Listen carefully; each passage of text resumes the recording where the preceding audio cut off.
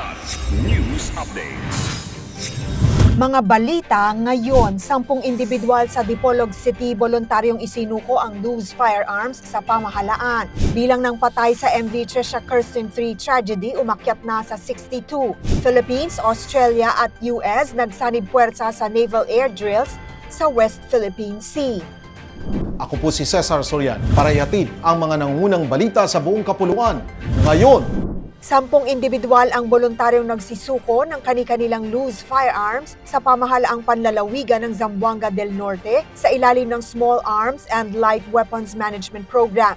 Ang turnover sa provincial capital sa Dipolog City noong February 16, Lunes, sa pangunguna ni Governor Roberto Uy ay sinaksihan ni Brigadier General Samuel Yungke, Commander ng 102nd Infantry Brigade, Lieutenant Colonel Jesse Bergonia, Commanding Officer ng 97th Infantry Battalion, 1st Infantry Division, Philippine Army, at Police Lieutenant Colonel Eleno Dondoyona na kumatawan kay Ray Dante Artiza ng Zamboanga del Norte Police Provincial Office. Pinuri ng mga opisyal ang mga sumuko sa pagpili ng kapayapaan kaysa karahasan. Ayon sa pamunuan, patunay ito ng lumalakas na tiwala ng komunidad sa gobyerno. Giit ng probinsya, bawat baril na ibinababa ay katumbas ng mas ligtas na pamilya at mas matatag na barangay, habang paiigtingin pa ang koordinasyon ng LGU, AFP at PNP laban sa ilegal na armas.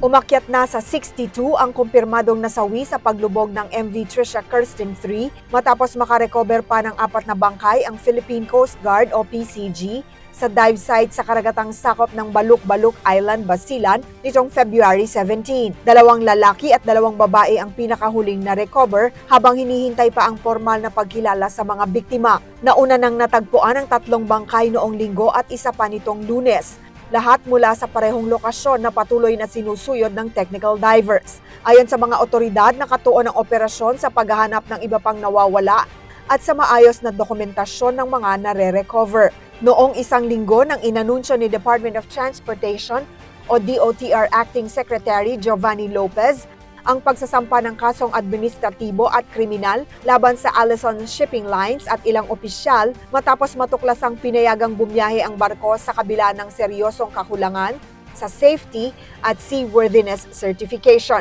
Patuloy ang panawagan para sa pananagutan at hustisya. Tinapos ng Armed Forces of the Philippines o AFP kasama ang Australian Defence Force at United States Indo-Pacific Command ang ika-14 na Multilateral Maritime Cooperative Activity o MMCA sa West Philippine Sea o WPS noong February 15 hanggang 16 bilang pagpapakita ng nagkakaisang tindig sa maritime security at freedom of navigation. Nag-deploy ang Pilipinas ng FA-50 jets, Super Tucano aircraft, BRP Diego Silang at rescue helicopters, katuwang ang Philippine Coast Guard o PCG. Lumahok din ang HMAS Toowoomba ng Australia at USS Dewey ng Estados Unidos. Kabilang sa aktibidad ang communication drills, maritime awareness exercises, tactical maneuvers at replenishment at sea.